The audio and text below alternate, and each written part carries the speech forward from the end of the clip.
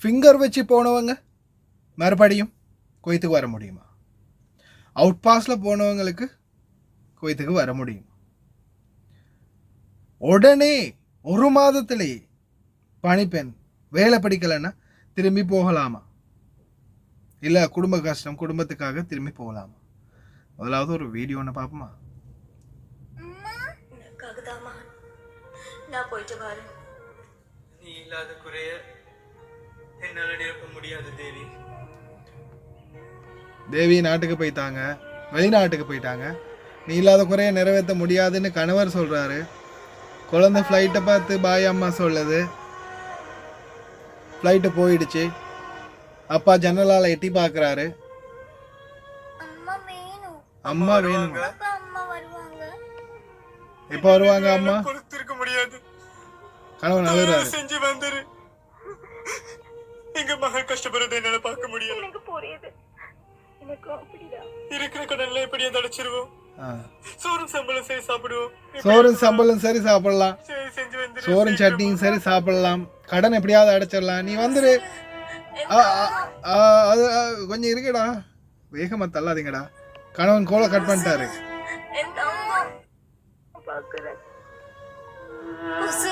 After 1 month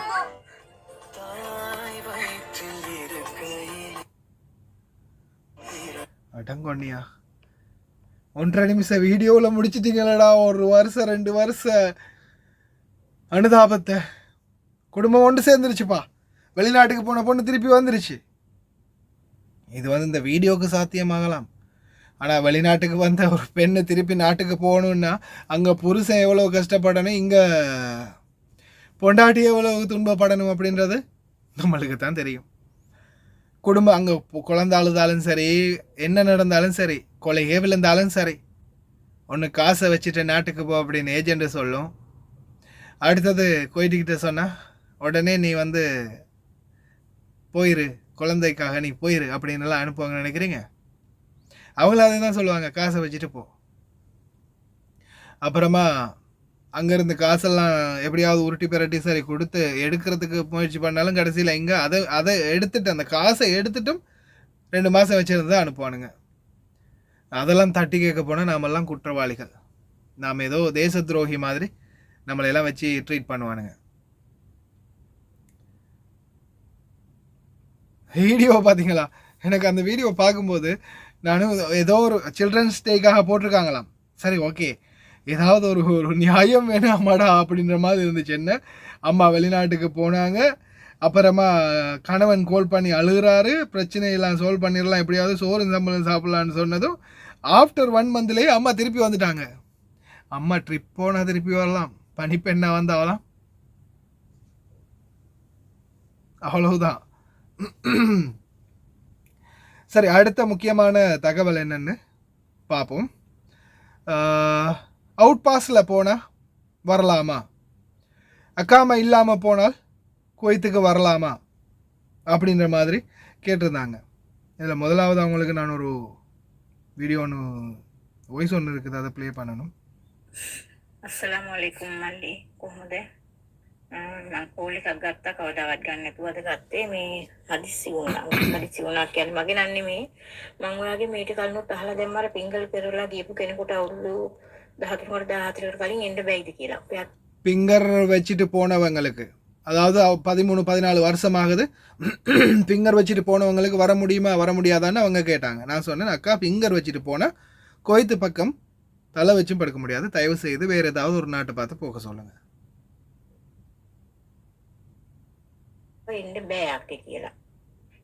வர முடியாதுன்னு நான் சொன்னேன்.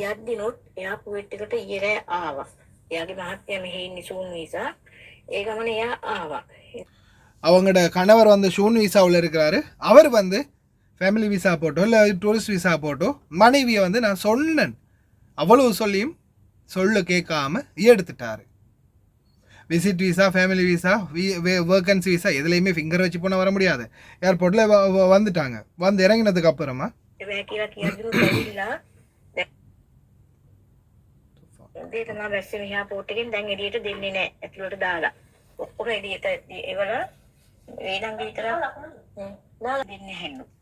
මට දැනගන්න ඕන මල්ලි දැන් මෙයා දවස් ගානක් තියාගෙන ඇතුළට දාලා දැන් කණ්ඩක් නැහැලු බොණ්ඩක් නැහැලු ඇතුළේ තියාගෙන ඉන්නවලු. இப்போ கடைசியில் விசா போட்டு எடுத்த பிறகு வெளியிலையும் அனுப்பலை, நாட்டுக்கும் திருப்பி அனுப்பலை, உள்ளே வச்சுருக்காங்க, சாப்பாடும் இல்லை தண்ணியும் இல்லாமல் சிக்கி தவிக்கிறாங்க. எத்தனை நாளில் அனுப்புவாங்க, என்ன மாதிரி பிரச்சனை தம்பி, என்ன செய்கிறது அப்படின்னு சகோதரி கேட்டாங்க. அதுக்கப்புறமா ஏதோ முடிஞ்ச அளவு அங்கே இங்கே பேசி கதைச்சி உடனே ஜெசீரா ஃப்ளைட்டில் அன்ன ரைட்டே நாட்டுக்கு ரிட்டர்ன் அனுப்பி வச்சாச்சு. ஃபிங்கர் வச்ச யாரும் எக்காரணத்தை கொண்டும் வராதிங்க. ஃபிங்கர் வச்ச யாராலையும் இந்த நாட்டுக்கு வர முடியாது. ஃபிங்கர் வச்சு போனால் போனது தான். அதே மாதிரி அவுட் பாஸில் நீங்கள் போயிருக்கீங்க, ஃபிங்கர் இல்லாமல் அவுட் பாஸில் போயிருக்கீங்க. ஆனால் சில நேரம் உங்களுடைய கஃபீல் இறந்திருக்கலாம். உங்களுக்கு எதிராக போட்ட கேஸ் அங்கே இருக்கும், கஃபீல் இறந்திருப்பார். அப்படி ஒருவேளை கஃபீல் இறந்திருந்தா நோ சான்ஸ், உங்களோட கேஸ் என்றைக்குமே ரிமூவ் பண்ணப்பட மாட்டாது. உங்களுக்கு இந்த நாட்டுக்கு வரவும் முடியாது, அக்காம அடிக்கவும் முடியாது. ஏன்னா என்ன காரணம் தெரியுமா? இந்த நாட்டுடைய சட்டப்படி ஒருவருக்கு எதிராக வழக்கு தாக்கல் பண்ணியிருக்கிறார், வழக்கு நிலுவையில் இருக்குது, அவர் இறந்து போயிட்டார். அப்படின்ற பட்சத்தில் அந்த வழக்கு விசாரணையில் அவங்களுக்கான தீர்ப்பு வழங்க முடியாது. அதனால் அந்த வழக்கை தள்ளி வைப்பாங்க.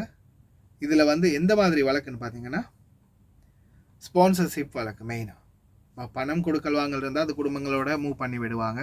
அதே மாதிரி அந்த கஃபீலுடைய உயிர் இருக்கும்போதே அவர் கையெழுத்து வச்சு மாற்றி தனாசர் கொடுத்துட்டாருன்னா மகனுக்கோ மகளுக்கோ பிரச்சனை இல்லை. அவர் இறந்த பிறகு அவர் ஏதாவது உங்களுக்கு எகென்ஸ்டாக கேஸ் போடாத பட்சத்தில் குழந்தைகள் மாற்றி எடுக்கலாம். மகனோ மகளோ யாராவது பேர் வச்சு ஒன்று சைன் பண்ணி கொடுக்கலாம், வேற ஒருத்தருக்கு மாற்றி விடலாம், இல்லை அவங்க பேருக்கு மாற்றி கொள்ளலாம். உங்கள் மேலே உங்களுடைய ஸ்பான்சர், அதாவது இறந்த ஸ்பான்சர் எதுவும் கேஸ் போடாத பட்சத்தில், அதே ஸ்பான்சர் இறந்துட்டார் கேஸும் போட்டிருக்குன்னா உங்களுடைய கேஸை ரிமூவ் பண்ண முடியாது. ஏன்னா அது பர்சனலாக நான் என்னுடைய ஒருத்தருக்கு இந்த மாதிரி தெரிஞ்ச ஒருத்தருக்கு இந்த மாதிரி நடந்து, அப்போது அவங்க பொது மன்னிப்பு டைமில் தான் போய் எல்லாம் செஞ்சு கிளியர் பண்ணி எல்லாமே பேசி பார்த்தாங்க. கடைசியில் முடியாமல் போயிடுச்சு. அதுக்கப்புறமா எனக்கு இதே மாதிரி இன்னும் நிறைய கேஸ் வந்துச்சு. அப்போ பர்சனலாக நான் இது பண்ணினதால நான் நிறைய பேர்கிட்ட பேசின வகையில் எல்லாருமே பர்சனலாக சொன்ன எல்லாருமே இதை தான் சொன்னாங்க. கஃபீல் இறந்து போயிட்டாருன்னா மாற்ற முடியாதுன்றாங்களே, என்னை நாட்டுக்கு தான் போக சொல்கிறாங்க அப்படின்னு சொல்கிறாங்க. ஃபிங்கர் இல்லாமல் போங்க. அதுக்கப்புறம் இந்த கேஸ் எப்போயாவது உங்களுக்கு தள்ளுபடியாகி கிளியர் ஆகி இருந்துச்சுன்னா வரலாம். அது இத்தனை வருஷம் கூட ஆகலாம். சிஸ்டமில் இது தேவைக்கு இல்லாமல் கிடக்குது அப்படின்னு 1 வருஷத்துலையும் கிளியர் பண்ணலாம், 1 மாதத்துலையும் கிளியர் பண்ணலாம், 10 வருஷத்துக்கு அப்புறமும் கிளியர் பண்ணலாம், 20, 30, 50 வருஷத்துக்கு அப்புறமும் கிளியர் பண்ணலாம். அது சொல்ல முடியாது. சிஸ்டமில் ஓவர் அதிகமாக இது இருந்துச்சுன்னா, அதிகமாக ஸ்ட்ரக் ஆகிட்டு இருந்துச்சுன்னா, இப்போ இந்த டிரைவிங் லைசன்ஸ் எல்லாம் கிட்டத்தில் ரிமூவ் பண்ணாங்களே, யார் டிரைவிங் லைசன்ஸ் அப்டேட் எக்ஸ்ட்ராவாக இருக்குது, யார் இங்கே அப்டேட் இல்லாமல் டிரைவிங் லைசன்ஸ் இருக்குது, நாட்டுக்கு போய் 10 வருஷமாகி லைசன்ஸ் இங்கே ஸ்டில் அப்டேட்டில் இருக்கிறதெல்லாம் இல்லாமல் ஆக்கினாங்க. ஏன்? ஓவர்லோடு சிஸ்டமில் ஓவராக நிறைஞ்சிருக்கும்ல. இப்போ உங்களுடைய ஃபோனில் மெமரி ஃபுல்லாகின்னு அழிப்பீங்கள்ல, அது மாதிரி அதே மாதிரி தான் இங்கேயும் சிஸ்டமில் தேவையில்லாத விஷயங்கள் அழிப்பாங்க. அந்த மாதிரி விடயங்களில் இந்த வழக்கெல்லாம் நிலுவையிலேருந்து இதெல்லாம் கவியில் இறந்து போயிட்டார், ஆளும் இல்லை, நாட்டை விட்டே போயிடுச்சு அப்படின்னு சிஸ்டத்தை விட்டு கிளியர் பண்ணுவாங்க. அப்படி கிளியர் பண்ணினா அதெல்லாம் அதுக்கு பிறகு முடிச்சிடும். அதுக்கு பிறகு வரலாம், அதுக்கு பிறகு நாம் உயிரோடு இருக்கமோ இல்லையோ, எப்போ அது கிளியர் ஆகுதோ யாரு கண்டா, அந்த மாதிரி பிரச்சனை இருக்குது. அதனால் தயவு செய்து சிந்தித்து செயல்பாடுங்க. அதே மாதிரி இந்த வீசா தாரன்னு சொல்லி இந்த அவுட் பாஸில் போனவங்களை வச்சு நிறைய பேர் ஏமாற்றிருக்கிறாங்க. பல சம்பவங்கள் நடக்குது. இது சம்மந்தமான ஒரு வாய்ஸ் இருக்குது. அந்த வாய்ஸ் கட்டையும் நான் கடைசியில் அட்டாச் பண்ணுறேன், ஃபுல்லாக கேளுங்க. அந்த வாய்ஸை போட்ட சகோதரருக்குமே ரொம்ப நன்றி. வாய்ஸ் சேஞ்ச் பண்ணி தான் போடணும். விஷயம் என்ன அப்படின்றத கேளுங்க. நம்பி ஏமாறுறதை விட பேசாமல் ஏதாவது ஒரு தொழில் செஞ்சு நாட்டில் இருக்கலாம், இல்லையா நம்பிக்கையான ஒருத்தர்கிட்ட வீசா எடுத்து வர பாருங்கள். காசை கொடுத்து ஏமாறாதீங்க. இங்கே வந்த பிறகும் கஷ்டப்படணும். அதே மாதிரி அவுட் பாஸில் போனவங்களுடைய விடயம் அதுதான். எந்த ஒரு கேஸும் இல்லை, கஃபீல் கேஸை கிளியர் பண்ணிட்டாங்க அப்படின்னா கஃபீல் உயிரோடு தான் இருக்கார் அப்படின்னா பொது மன்னிப்பில் போகும்போது அந்த கேஸ் ஓட்டோவாக கேன்சல் பண்ணிடுவாங்க. கஃபீல் இருக்காருன்னா பிரச்சனை இல்லை. கஃபீல் மவுத்தாகிட்டார், இறந்துட்டார், கேஸு பெண்டிங்கில் இருக்குன்னா திருப்பி வர முடியாமல் போகலாம். ஃபிங்கர் வச்சு போனவங்க குவைத்தை மறந்துடுங்க, அவ்வளவுதான். இந்த வாய்ஸையும் கேளுங்க. சர்பான் என்ன செய்ய சும்மா இருக்கீங்களா? சர்பான், இது ஒரு முக்கியமான செய்தி. இது நேற்று நடந்த விஷயம், சரியா? இது சில ஆட்களுக்கு பிரயோசனப்படும். இது என்னன்னு சொன்னா உங்களுடைய செய்தியில போடுங்க. ஒரு தமிழால் ஒருத்தர் நான் எடுத்தேன் இங்க போயிட்டு, சரியா? அவரு பக்கத்துல அறிய 2 வருஷத்துக்குள்ள 2 தடவை நாட்டுக்கு போயிட்டு வந்துட்டாரு. நல்லா இருக்கிறாரு, நல்ல நிலையில இருக்கிறாரு, சரியா? அடுத்தது அவரு சில இடங்களுக்கு இங்க ஃப்ரெண்ட்ஷிப் மாறுற பழக்கம் தானே, அங்க போயிட்டு வர டைம்ல ஒரு இடத்த சொல்லிக்காரு, இப்படி நாட்டுல ஒரு படியம் கஷ்டப்படுற தமிழ் படியம் தான், அந்த பொடி எனக்கு வீசா வேணும்னு சொல்லி. அப்ப அங்க ஒரு பாட்டி சொல்லிருக்கு, நாங்க வீசா தாரோம், பரவாயில்ல, 110 தினார் சம்பளம், துவானியாக்கு நம்ம வேலையை நினைக்கிறேன்.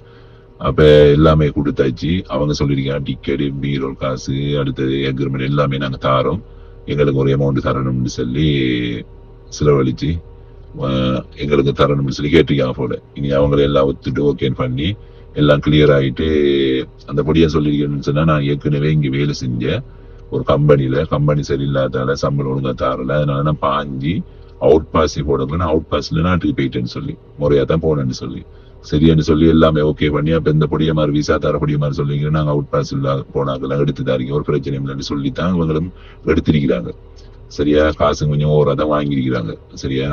வாங்கினா அந்த பொடிய பாவம் கடன்பட்டு வட்டிக்கு எடுத்து இப்படிதான் வந்தா ஏற்கனவே அந்த பொடிய யாரோ லண்டனுக்கு அனுப்புறேன்னு சொல்லி காசு வாங்கி ஏமாத்தினியா, கனடாக்கு அனுப்புறேன்னு சொல்லி காசு வாங்கி ஏமாத்தினியா. இப்படி கஷ்டத்துல இருக்க போகல. அப்ப நீ என்ன செய்யற, இப்படி போயிட்டு போகும்னு சொல்லி ஒரு முடிவு எடுத்து கடைசியில் அங்க காசு எல்லாம் தேடி அலைஞ்சு கடைசியில் 30,000 எடுத்துக்கலாம் போயிட்டான் இங்க உள்ள பொடிய மாதிரி கொடுக்கறதுக்கு.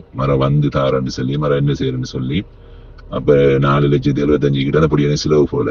இவங்க டிக்கெட் கொடுத்திருக்காங்க, விசா அக்ரிமெண்ட் எல்லாம் கொடுத்திருக்காங்க, எல்லாம் கொடுத்தோ 4,75,000 கேட்டிருக்காங்க. அப்ப மிஞ்சி போனா ஒரு விசா கொடுத்தா அக்ரிமெண்ட் கொடுத்தா மெடிக்கல் போட்டு பீரோ எல்லாம் கட்டினா 1 கூட செலவு போகுது. இப்ப நான் ஒரு பொடியன் எடுத்தேன், டிக்கெட் கொடுத்தா அவர் 1,10 நாட்டுல செலவழிச்சு வந்தேன், சரியா? சில காசு வாங்கிட்டு செய்யறாங்க, நம்மளுக்கு காசையும் இல்லை, அது தேவையும் இல்லை. அப்படி ஒரு எண்ணத்துல நாம நிறைய பேர் எடுத்துக்கிறேன், சரியா? அது பிரயோசனம் அடைஞ்சிருக்காங்க எல்லாரும், அல்ஹம்துலில்லாஹ். அப்ப இவங்க எடுத்திருக்காங்க, சில காசு வாங்குறாங்க, அவங்களோட விருப்பம். ஏஜென்ட்ஸ் மாறு கூட இப்ப பாருங்க 250 டினார் புதாக்கள் வாங்குறா, 450 500 டினார் லைசன்ஸ் உள்ளாக்கள் வாங்குறா, அங்க உள்ளாக்கள் செலவழிச்சு வராங்க, சரியா? இதெல்லாம் பாவம் தான், சரியா? ஒரு மனச்சாட்சி படி செஞ்சா பிரச்சனை இல்லை. அப்ப அந்த பொடியை நான் அவ்வளவு கஷ்டப்பட்டு எல்லாம் செஞ்சு வந்து ஏர்போர்ட்டுக்கு வந்துக்கிறேங்கன்னு உடனே எல்லாரையும் வந்தாக்கெல்லாம் கூட்டிட்டு போயிட்டாங்க. இந்த பொடியை போலீஸ் பிடிச்சியா. இப்ப வளமே வாராக்களுக்கு எல்லாம் ஐடெஸ்ட் பிங்கர்லாம் எடுக்கிறானே, எடுத்து ஆளை வச்சாச்சு, அவனை உடையலான்னு சொல்லி விடையில உன்னை நாட்டுக்கு அனுப்புறேன், ஒரு போலீஸ் நாட்டுக்கு அனுப்புறேன்னு சொன்னேன், இன்னொரு போலீஸ் அப்படி இல்லைன்னு சொன்னேன். கடைசியில வேறு கால் பண்ணி கேட்டாரு, இப்படி ஒரு பிரச்சனைன்னு சொல்லி. அப்ப நான் சொன்னேன், இதுக்கு யார் பொறுப்புன்னு சொல்லி நான் தான் ஒரு ஆட்கள்கிட்ட சொல்லி அவங்க எடுத்தேன். அப்ப நான் சொன்னேன், அவங்க கஃபீல்கிட்ட காய்ச்சி கஃபீல் போனா விடுவாங்கதான்னு சொல்லி. அப்ப கஃபீல்ற மகன் போனேன், அங்க போய் கேட்டா இவருக்கு ஏற்கனவே கம்ப்ளைண்ட் இருக்கு, பிளாக் இருக்கு, ஆளை உள்ளுக்குடையலான்னு சொன்னேன். இப்ப அவங்க அவுட் பாஸ்ல போய்க்காரு, 5 வருஷத்துக்கு வந்திக்கிறாரு, ஆளை விடையலான்னு சொல்லி இப்ப ஆள் ரிட்டர்ன், சரியா? அப்ப பாருங்க செலவழிச்சு வந்த காசு எல்லாம் போச்சு. இப்ப நான் சொன்னேன், இவங்க டிக்கெட் கொடுத்திருக்கீங்க, அக்ரிமெண்ட் கொடுத்திருக்கீங்க, பீரோ எல்லாத்தையும் இவங்க தானே பொறுப்பு செஞ்சிருக்காங்க, சரியா? அது கஃபீலுக்கு நஷ்டமா இருந்தா அந்த காசை கஃபீலுக்கு கொடுத்துட்டு பேலன்ஸ் காசை வந்த பொடியனுக்கு கொடுக்க சொன்னா சரியில்லை தானே? நான் பொடியை வந்து வேலை செய்யவும் இல்லை, உள்ளுக்கு இன்றாவும் இல்லை, ரிட்டர்ன் போயிட்டு. அப்ப இதை வச்சு என்னன்னு சொன்னா நிறைய பேர் இப்படியான இதுகள்ல போயிருப்பாங்க.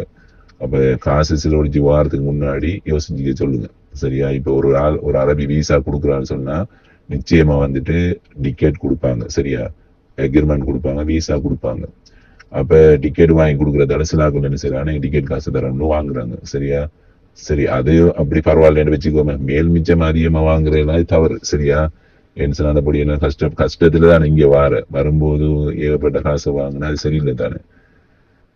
சில ஆட்கள் மனச்சாட்சியா செய்யறாங்க, சில ஆட்கள் வந்து நம்மளுக்கு அவ்வளோச்சி தரப்போறான், அவன் தானே நல்லா இருக்கப்படுறான்னு சொல்லி வாங்குறாங்க. இனி அவங்களோட விருப்பம், அது அல்லாஹ் கிட்ட போய் அவங்க பார்த்துக்கிட்டோம். ஆனா இப்படி ஒரு விஷயம் இருக்குது. இன்ஷா அல்லாஹ் இதை நீங்க 7 மணி சொன்னா ஒரு அப்டேட் கொடுங்க. நான் பேசுறதை நீங்க கொடுத்தாலும் சரிதான், இல்ல இதுக்கேற்ற மாதிரி நீங்க பேசினாலும் பிரச்சனை இல்லை, சரியா? இது நேத்து நடந்த விஷயம், ஓகே? இப்ப இதால சில பேரு வாரத்துக்கு இருக்கிற ஆட்களுக்கு யோசிச்சு வருவாங்க தானே? இன்ஷா அல்லாஹ் இப்ப நான் வைக்கிறேன், சரியா? அஸ்ஸலாமு அலைக்கும்.